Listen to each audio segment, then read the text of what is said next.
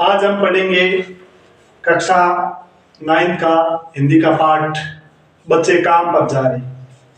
राजेश जोशी द्वारा लिखित ये पाठ हमारे को ये शिक्षा देगा कि बच्चों का भविष्य किस तरफ जा रहा है।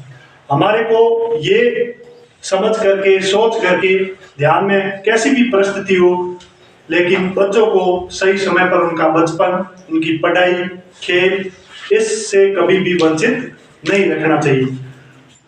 ऐसी विश्व में, भारत में कई ऐसे स्थान हैं जहां पर आप चारों ओर देखोगे कि बच्चे काम पर जाते हैं। ऐसी परिस्थिति बनती है, वो पढ़ाई छोड़ देते हैं, पढ़ाई से वंचित होते हैं, खेल से वंचित होते हैं। उनको मानसिक रूप से प्रताड़ित किया जा रहा है कि उनकी वास्तविक उम्र होती है जो पढ़ने की, खेल की, वो उम्र जो इस समय हमेशा नष्ट हो जाती है।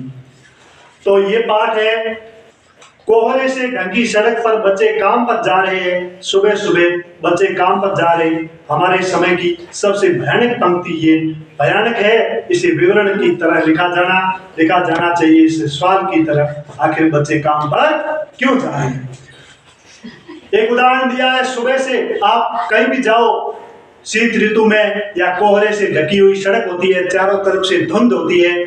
उस धुंध को देखते ही आप जाओगे, जब चारों ओर आपको बच्चे दिखाई देंगे, दिखाई देते हैं काम पर जाने वाले बच्चे काम पर जा रहे हैं, ये तो सब देखते हैं। लेकिन लेखक का कहना है कि इसको एक लेख में लिखना चाहिए, आगे प्रकाशित करना चाहिए, छपवाना चाहिए, बहुत बड़े विस्तृत व्यापक तरीके से कि लोग आगे जागरूक होकर के इस जो ये समस्या है इसको नष्ट कर सके और इस समस्या को समाप्त करने के लिए कुछ तरीका देख सके कि बच्चे आखिर काम पर क्यों जा रहे हैं।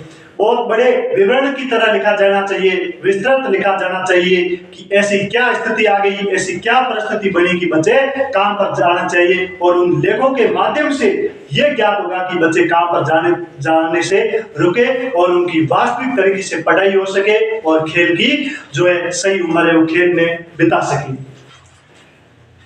क्या कारण है कि बच्चे काम पर जा रहे हैं? क्या उनकी खेलने की गेंदे, बॉल वो सारी अंतरिक्ष में, आसमान में, आकाश में चली गई है?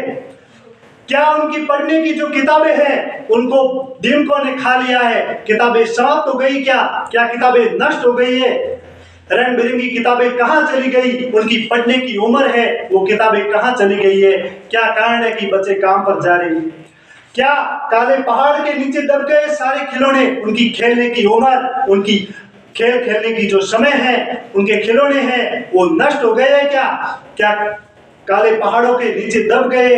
क्या किसी भूकंप में ढह गई ये सारी मदरसों की इमारतें? जो बड़े बड़े मदरसे हैं, पढ़ने के लिए मदरसों में जाना चाहिए, तो वो मदरसों की इमारतें क्या भूकंप आने के कारण ढह गई है? ऐसा कोई स्थान ही नहीं बचा है कि बच्चे पढ़ सके, ऐसा कोई खिलौना नहीं बचा है कि बच्चे पढ़ सके, तो फिर बच्चे काम पर क्यों जा रहे हैं? और उन बच्चों के लिए आनंद बिताने के लिए सारे बाग, बगीचे, उपवन, ताल, तलैया है, हर जगह बच्चे बैठ सकते हैं, वो नष्ट हो गए क्या? अचानक एकाएक यानी अचानक खत्म हो गई। जो बच्चों की उम्र के समय खेल में, पढ़ाई में बितानी चाहिए, वो सारे के सारे जो उपयुक्त संसाधन होते वो खत्म हो गए क्या? तो आखिर बच्चे काम पर क्यों जा रहे हैं? अगर बच्चे इस तरीके से काम पर जा रहे हैं तो इस संसार में, इस दुनिया में बचा ही क्या है? कितना भयानक होता है अगर ऐसी स्थिति होती है। लेकिन इससे भी ज्यादा भयानक स्थिति है कि हम जानबूझ करके, सोच समझ करके उन बच्चों को काम पर भेज रहे हैं।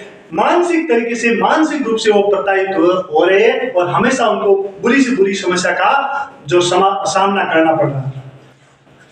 फिर भी इतनी समस्या होते हुए दुनिया की, विश्व की हर जगह सड़कों पर आप देखते हो बहुत कम उम्र के छोटे बच्चे काम पर जाते हुए आपको मिलेंगे। ये हमारे सामने भयंकर समस्या है, बहुत ही विकट समस्या है। इस समस्या से निपटने के लिए, उबारने के लिए हमारे को आगे आना चाहिए। बड़े बड़े लेखों में लेख प्रकाशित करना चाहिए, विज्ञापनों में आगे बढ़ावा देना चाहिए और हम सभी को ये सोच करके ध्यान में रखना चाहिए कि बच्चों को किस तरीके से काम पर जाने से रोकना, उनको मानसिक रूप से प्रताड़ित हो रहे उनसे उबारना चाहिए कि बच्चे सही उम्र में पढ़ सके, खेल सके और मानसिक रूप से वो स्वस्थ रह सकते। इसी के साथ इस क्लास को हम समाप्त करते हैं।